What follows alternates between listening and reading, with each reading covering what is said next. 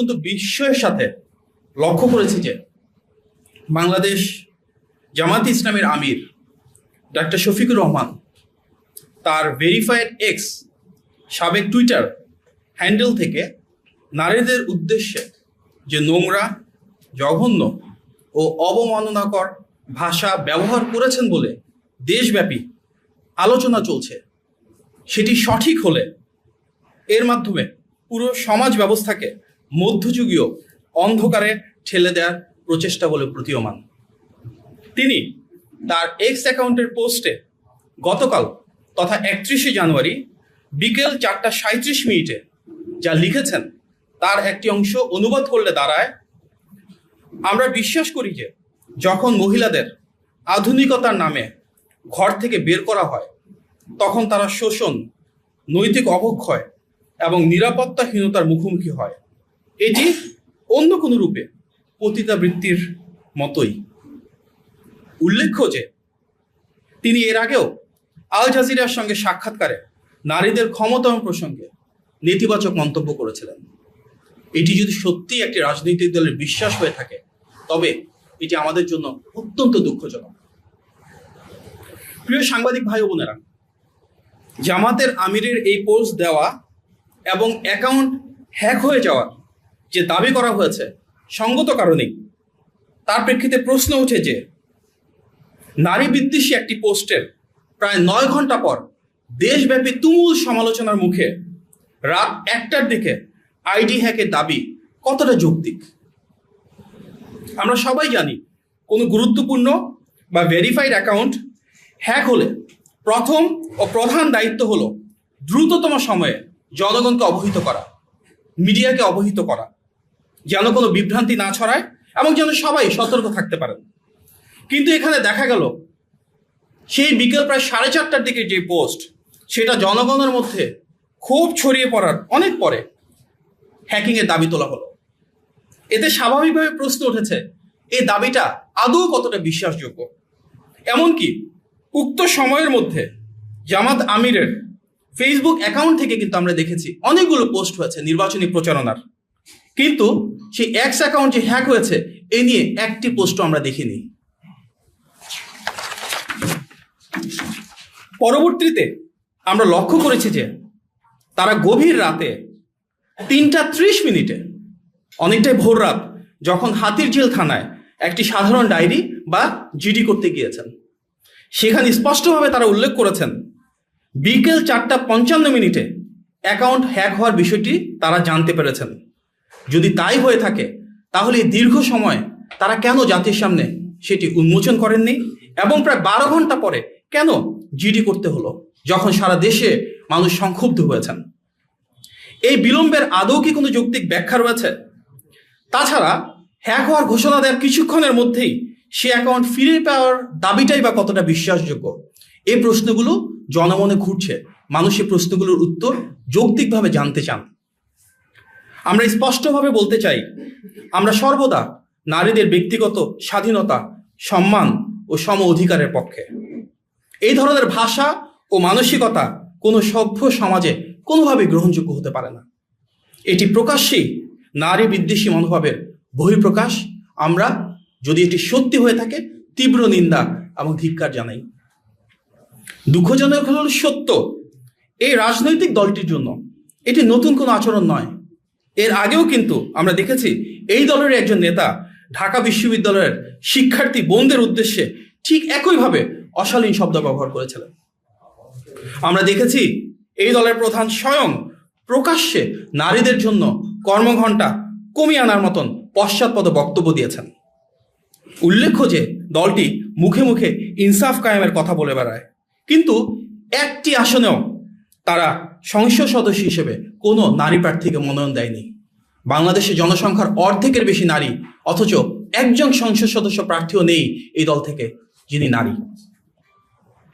এই বিষয়টি নিশ্চয়ই নারীদের প্রতি ওনাদের হীন মনোভাবের বহিঃপ্রকাশ। সেই দলের একজন সদস্যই কিছুদিন আগে টক শোতে বলেছেন নারীদের সংসদে যাওয়া যেন ট্রফির মতন, তাচ্ছিল্যের মতো নাকি একটা বক্তব্য ওনারা দিচ্ছেন। আমরা দেখলাম এই দলটি প্রকাশ্যে বারবার ঘোষণা দিয়েছে তাদের দলের প্রধান পদে নারী কখনোই আসতে পারবেন না। অথচ তাদের নারীরাই বাড়ি বাড়ি গিয়ে নির্বাচনী আচরণবিধির লঙ্ঘন ঘটিয়ে এনআইডি কার্ড এবং বিকাশ নম্বর সংগ্রহ করছেন। এটা কি ধরনের ইনসাফ? আমরা আরো দেখেছি এই দলের সঙ্গে নির্বাচনী জোটে যুক্ত থাকার কারণে জোটভুক্ত বিভিন্ন রাজনৈতিক দলের বহু নারী নেত্রী পদত্যাগ করতে বাধ্য হয়েছেন, কারণ তারা অবমাননার শিকার হয়েছেন। অনেকেই প্রকাশ্যে ক্ষোভ ও হতাশা প্রকাশ করেছেন। যারা জোটবদ্ধ হয়ে নির্বাচন করছেন তারাও অনেকেই স্বীকার করেছেন যে দলটির কারণে তারা নানাভাবে বাধার সম্মুখীন হচ্ছেন।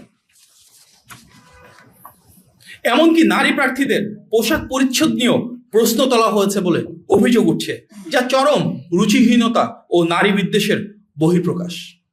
আমরা প্রত্যক্ষ করেছি বিভিন্ন আসনে আমাদের যারা নারী প্রার্থী রয়েছেন, নির্বাচনী প্রচারণা আমাদের যেসব মা এবং বোনেরা রয়েছেন তাদেরকেও অনলাইন এবং অফলাইনে সমানভাবে নানাভাবে হেনস্থা করা হচ্ছে। উপস্থিত সাংবাদিক ভাই ও বোনেরা, বিএনপি এবং অঙ্গ সহযোগী সংগঠনের যারা নারী নেতৃবৃন্দ রয়েছেন, কর্মী এবং সমর্থকবৃন্দ রয়েছেন, প্রায় প্রতিটি সদস্যকে, বিশেষভাবে আমাদের ছাত্র দলের যারা বোনেরা রয়েছেন তাদেরকে প্রতিনিয়ত সাইবার সিকিউরিটির লঙ্ঘন ঘটিয়ে সাইবার স্পেসে সীমাহীন বর্বর এবং মধ্যযুগীয় বুলিংয়ের শিকার হতে হচ্ছে, যা সচেতন মানুষকে অনেক ক্ষেত্রে আতঙ্কিত করে তোলে।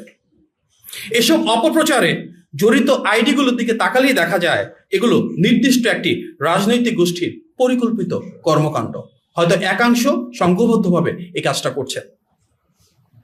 যুগে যুগে আমরা দেখেছি বাংলাদেশের নারীরা কিভাবে প্রতিটি সংকটে অগ্রযাত্রায় সামনে এগিয়ে এসেছেন, আমাদের পথ দেখিয়েছেন।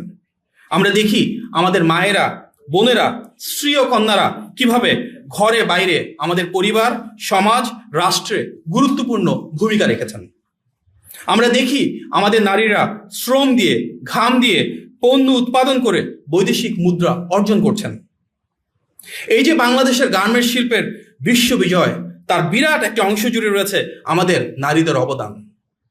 স্কুলে যে নারী শিশুদের শিক্ষা দিচ্ছেন, হাসপাতালে যে নারী ডাক্তার ও নার্স হিসেবে মানুষের জীবন বাঁচাচ্ছেন, পুলিশে যে নারী আইন শৃঙ্খলা রক্ষায় কাজ করছেন, আইনজীবী হিসেবে যে নারী বিপদগ্রস্ত মানুষকে সহযোগিতা করছেন, যে নারী বিভিন্ন সামাজিক ও সাংস্কৃতিক কর্মকাণ্ডে নিজেদের নিয়োজিত রাখছেন, যে নারী প্রশাসন ও রাষ্ট্রযন্ত্রে, রাষ্ট্র পরিচালনায় বিভিন্ন দায়িত্বে রয়েছেন, যে নারী বিশ্ববিদ্যালয়ে শিক্ষকতা করছেন, যে নারী আপনাদের মতন করে সাংবাদিক হিসেবে গণমাধ্যমে সত্য ও ন্যায় প্রতিষ্ঠায় অবিচল কাজ করে যাচ্ছেন, কিংবা যে নারীরা বিভিন্ন খেলাধুলায় দেশের প্রতিনিধিত্ব করছেন, দেশের হয়ে লড়ছেন, যারা সমাজ সংস্কারে নিয়োজিত রয়েছেন, ভাবা যায় এইসব কর্মজীবী নারীদের বিষয়ে জামাতের কি একটি অপমানজনক অবস্থান। প্রিয় সাংবাদিক ভাই ও বোনেরা, বছর দেড়েক আগে 2024 সালের জুলাই গণ অভ্যুত্থানে আমরা দেখেছি আমাদের বোনদের কিভাবে মিছিলে স্লোগান ধরতে হয়েছে। আমরা দেখেছি কিভাবে পুলিশের গাড়ির সামনে প্রবল সাহসে তারা দাঁড়িয়ে গিয়েছেন। দেখেছি কিভাবে কবিতায়, গানে, দ্রোহে, রাজপথে তারা প্রতিবাদ মুখর হয়েছেন। আমাদের মায়েরা পানি হাতে, বাসায় বানানো খাবার হাতে রাস্তায় নেমে এসেছেন। আমরা জানি 1971 সালের মহান মুক্তিযুদ্ধে আমাদের নারীরা কিভাবে লড়াই করেছেন, রণাঙ্গনে ছিলেন। জাতি আমাদের মা বোনদের এই আত্মত্যাগ কখনোই অস্বীকার করতে পারে না। কিন্তু যখনই কোনো সংকট আসে, একটি পক্ষ তখনই নারীদের আঘাত করার নোংরা পথ বেছে নেয়। আমরা জানি 1971 সালের মহান মুক্তিযুদ্ধের সময়ও একইভাবে নারীদেরকে অত্যাচার, নিপীড়ন করার পথ বেছে নিয়েছিল একটি পক্ষ। লাখো মা বোনের সম্ভ্রম হারানোর কালো অধ্যায় পেরিয়ে আমরা আমাদের এই স্বাধীনতা পেয়েছি। মায়ের মতোই দেশ, কিংবা দেশই তো আমাদের মা। সুতরাং আমাদের মায়েদের উপরে আর কোনো অন্যায়, অত্যাচার, অবিচার, নিপীড়ন, অবজ্ঞা আমরা মেনে নিব না, বিএনপি মেনে নেবে না, বাংলাদেশ মেনে নেবে না। জামাত বলছে মানুষ নাকি বিএনপিকে আগেই দেখেছে, এবার তাদেরকে দেখার পালা। কিন্তু দেশের মানুষ ইতিমধ্যেই দেখা শুরু করেছে মধ্যযুগীয় বর্বরতার নামে কিভাবে অর্ধেক জনগোষ্ঠী তথা আমাদের মা ও বোনদের অপমান করা হচ্ছে। বিএনপির পক্ষ থেকে আমরা সুস্পষ্টভাবে বলতে চাই, দেশ জুড়ে ও অনলাইনে নারীর মর্যাদা রক্ষার প্রশ্নে কোনো আপোষ নেই, কোনো ভয় নেই, কোনো পিছু হটা নেই। বিএনপি সেই রাজনৈতিক দল যার হাত ধরে শুধু বাংলাদেশের স্বাধীনতার ঘোষণা, সার্বভৌমত্ব, বহুদলীয় গণতন্ত্র, সংসদীয় গণতন্ত্র ইতিহাসের প্রতিটি পর্যায়ে গৌরবোজ্জ্বল ভূমিকা ছিল না। এর পাশাপাশি নারীদের জন্য আলাদা মন্ত্রণালয় প্রতিষ্ঠা, মেয়েদের ক্লাস 12 পর্যন্ত ফ্রি এডুকেশন, বিশ্বজুড়ে নারীর ক্ষমতায়নের রোল মডেল এবং ভবিষ্যৎ বাংলাদেশে ইনশাল্লাহ ফ্যামিলি কার্ডের মাধ্যমে প্রতিটি নারীর স্বনির্ভরতা প্রতিষ্ঠাই কিন্তু বিএনপির অঙ্গীকার। আমরা বিশ্বাস করি যে বিষয়গুলো নিয়ে আজ সারা বাংলাদেশ সংক্ষুব্ধ সেটি সঠিকভাবে জানা প্রয়োজন। এই পোস্টটা যদি সত্যি হয়ে থাকে তাহলে আমাদের জন্য সেটি অত্যন্ত দুঃখজনক, হতাশাজনক।